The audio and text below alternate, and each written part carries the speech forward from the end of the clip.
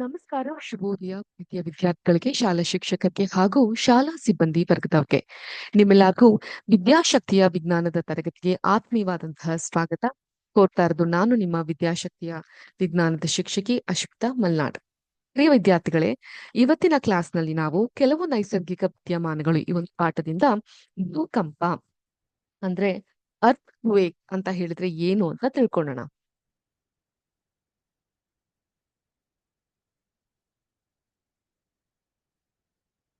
ಭೂ ಅಂದ್ರೆ ಭೂಮಿ, ಅರ್ತ್. ಕಂಪ ಅಂದ್ರೆ ಕಂಪನ ಅಂದ್ರೆ ವೈಬ್ರೇಷನ್ ಅನ್ನುವಂತಹ ಅರ್ಥ ಬರುತ್ತೆ.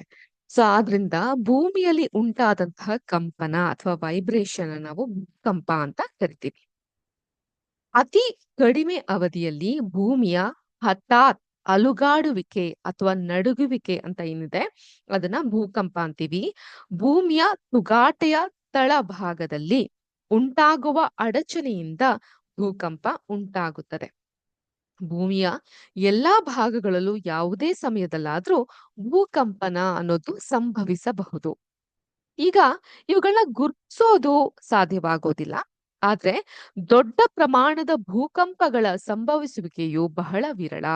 ತುಂಬಾ ವಿರಳವಾಗಿ ಸಿಕ್ಕಾಪಟ್ಟೆ. ಈಗ ನೋಡಿ, ಇವೆಲ್ಲ ಬಹುಶಃ ಹುಟ್ಟು ಇರೋದಿಲ್ಲ. ಗುಜರಾತ್ನಲ್ಲಿ ಭೂಕಂಪ ಆದಾಗ ಅಲ್ವಾ? ಸೊ ಈ ಭೂಕಂಪನ ಅನ್ನೋದನ್ನ ನಾವು ಟಿವಿಗಳಲ್ಲಿ, ನ್ಯೂಸ್ಗಳಲ್ಲಿ, ರೇಡಿಯೋಗಳಲ್ಲಿ ಕೇಳ್ತಾ ಇರ್ತೀವಿ. ದೊಡ್ಡ ಪ್ರಮಾಣದಲ್ಲಿ ಅಲ್ಲದೆ ಹೋದ್ರು ಕೂಡ ಇದು ಭೂಕಂಪನ ಅನ್ನೋದು ಸಂಭವಿಸ್ತಾ ಇರುತ್ತೆ.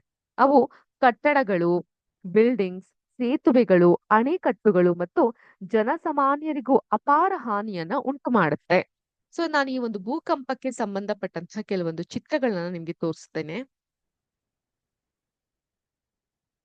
ಸೊ ನಿಮ್ಗೆ ಕಾಣ್ತಾ ಇರಬಹುದು, ಇಲ್ಲಿ ಒಂದು ಬಿಲ್ಡಿಂಗ್ ಏನಿದೆ, ಭೂಕಂಪನದಿಂದ ಆ ಬಿಲ್ಡಿಂಗ್ ಕೆಳಗಡೆ ಬೀಳ್ತಾ ಇದೆ.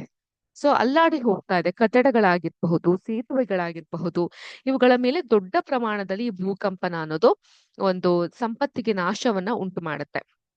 ಭೂಕಂಪಗಳು, ಪ್ರವಾಹಗಳು ಮತ್ತು ಕುಸಿತ ಮತ್ತು ಸುನಾಮಿ ಅಲೆಗಳನ್ನ ಉಂಟು ಮಾಡುತ್ತೆ. ಸೊ ಡಿಸೆಂಬರ್ 2004, ನೀವೆಲ್ಲ ಹುಟ್ಟೂ ಇಲ್ಲ ಅಲ್ವಾ ಸಮಯದಲ್ಲಿ, ಭಾರತದ ಹಿಂದೂ ಮಹಾಸಾಗರದಲ್ಲಿ ಅತಿ ದೊಡ್ಡ ಪ್ರಮಾಣದ ಸುನಾಮಿ ಉಂಟಾಯಿತು. ಸಾಗರದಿಂದ ಸುತ್ತುವರಿದ ತೀರ ಪ್ರದೇಶಗಳು ಇದರಿಂದ ಅತಿ ಹೆಚ್ಚು ಹಾನಿಗೆ ಒಳಗಾದವು. ಯಾವಾಗ? ಡಿಸೆಂಬರ್ 26, 2004ನಲ್ಲಿ ಈ ಒಂದು ವಿದ್ಯಮಾನವನ್ನ ನಾವು ಕಂಡಿದ್ವಿ. ಓಕೆ. ಸೊ ಇನ್ನು ಈ ಭೂಕಂಪದ ಬಗ್ಗೆ ಅತಿ ಹೆಚ್ಚು ಮಾಹಿತಿಯನ್ನ ನಾನು ನಿಮ್ಗೆ ತಿಳಿಸ್ಕೊಡ್ತೇನೆ. ಸೊ ಅದಕ್ಕಿಂತ ಮುಂಚೆ ಈ ಒಂದು ಚಿತ್ರವನ್ನ ನೀವು ಗಮನಿಸಿ. Please observe this picture. ಈ ರೀತಿಯಾಗಿದೆ. ಸಾಲಿಡ್, ಲಿಕ್ವಿಡ್, ಮ್ಯಾಂಟಲ್, ಕ್ರಸ್ಟ್ ಅಂತ ಎಲ್ಲ ಇದೆ. ಸೊ ಅದರ ಅರ್ಥ ಏನು ಅಂತ ನಾವು ತಿಳ್ಕೊಳ್ಳೋಣ.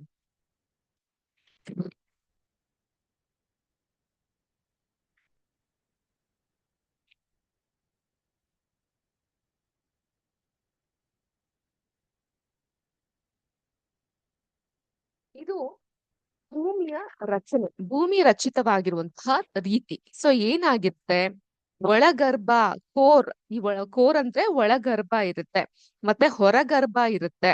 ಸೊ ಅದಾದ ನಂತರ ತೊಗಟೆ ಅಥವಾ ಭೂ ಕವಚವನ್ನ ನಾವು ಕಾಣ್ತಾ ಹೋಗ್ಬಹುದು.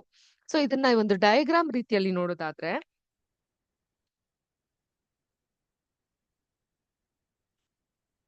ಭೂಮಿ ಈ ರೀತಿಯಾದಂತಹ ಗೋಳಾದ ಆಕಾರದಲ್ಲಿ ಇರುತ್ತೆ ಅಲ್ವಾ?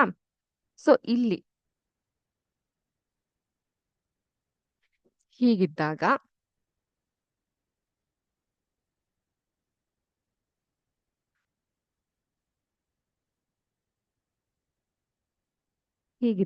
ಈ ಭಾಗವನ್ನ ನಾವು ಒಳಗರ್ಭ ಅಂತ ಕರಿತೀವಿ.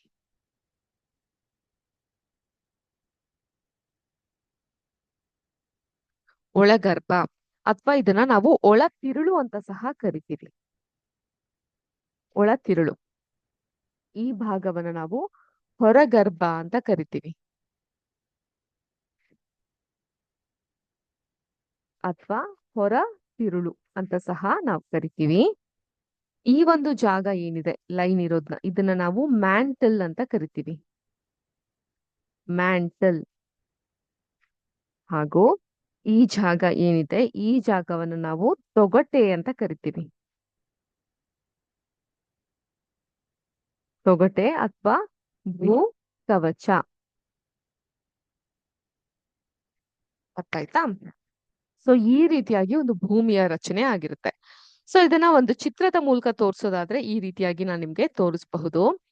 ಕ್ರಸ್ಟ್ ಅಂದ್ರೆ ತೊಗಟೆ ಅಥವಾ ಭೂಕವಚ, ಮ್ಯಾಂಟಲ್ ಭಾಗ, ಹೊರಗರ್ಭ, ಒಳಗರ್ಭ, ಈ ರೀತಿಯಾಗಿ ಭೂಮಿಯ ರಚನೆ ಇರುತ್ತೆ. ಭೂಮಿಯ ಹೊರ ಕವಚವು ಒಂದೇ ತುಣುಕಿನಿಂದ ಆಗಿಲ್ಲ, ಅದು ಛಿದ್ರಗೊಂಡಿದೆ, ಅಂದ್ರೆ ಫ್ರಾಗ್ಮೆಂಟೆಡ್ ಆಗಿದೆ. ಪ್ರತಿ ಛಿದ್ರವು ತಟ್ಟೆಯಾಗಿದೆ. ಈ ಭೂತಟ್ಟೆಗಳು ಅಥವಾ ಭೂಫಲಕಗಳನ್ನ ನಾವು ಅರ್ತ್ ಪ್ಲೇಟ್ಸ್ ಅಂತ ಕರಿತೀವಿ. ಇದು ನಿರಂತರವಾಗಿ ಚಲನೆಯಲ್ಲಿ ಇರುತ್ತೆ. ಈ ತಟ್ಟೆಗಳು ಪರಸ್ಪರ ಉಜ್ಜಿದಾಗ ಅಥವಾ ಪರಸ್ಪರ ತಗುಲಿದಾಗ ಭೂಮಿಯ ತೊಗಟೆಯಲ್ಲಿ ಅಡಚಣೆ ಅಥವಾ ನಡುಕ ಉಂಟಾಗತ್ತೆ. ಈ ಅಡಚಣೆಯನ್ನೇ ಭೂಮಿಯ ಮೇಲ್ಪದರದಲ್ಲಿ ಉಂಟಾಗುವ ಭೂಕಂಪ. ಸೊ ಇದ್ರ ಬಗ್ಗೆ ಮತ್ತಷ್ಟು ಸೂಕ್ಷ್ಮವಾದಂತಹ ಮಾಹಿತಿಯನ್ನ ನಾವು ತಿಳ್ಕೊಂತಾ ಸಾಗೋಣ. ಈ ಒಂದು ಅರ್ತ್ ಪ್ಲೇಟ್ಸ್ ಬಗ್ಗೆ ಎಲ್ಲ ತಿಳ್ಕೊಂತಾ ಸಾಗೋಣ ನಾವು ನಮ್ಮ ಮುಂದಿನ ತರಗತಿಯಲ್ಲಿ. ಸೊ ಭೂಕಂಪನ ಅನ್ನೋದು ಈ ರೀತಿಯಾಗಿ ಸಂಭವಿಸುತ್ತೆ ಅನ್ನೋದು ಮಾತ್ರ ನಿಮ್ಮ ತಲೆಗೆ ಸದ್ಯಕ್ಕೆ ಇರ್ಲಿ ಅಂತ ಹೇಳ್ತಾ, ಮತ್ತೆ ಮುಂದಿನ ಕ್ಲಾಸ್ ನಲ್ಲಿ ಭೂಕಂಪದ ಬಗ್ಗೆ ಮತ್ತೆ ಅತಿ ಹೆಚ್ಚು ಮಾಹಿತಿನ ತಿಳ್ಕೊಂತಾ ಹೋಗೋಣ. ಅಲ್ಲಿವರೆಗೂ ಎಲ್ಲರಿಗೂ ಶುಭ ದಿನ. ಜೈ ಹಿಂದ್, ಜೈ ಕರ್ನಾಟಕ ಮಾತೆ, ಜೈ ವಿದ್ಯಾಶಕ್ತಿ. ನಮಸ್ಕಾರ.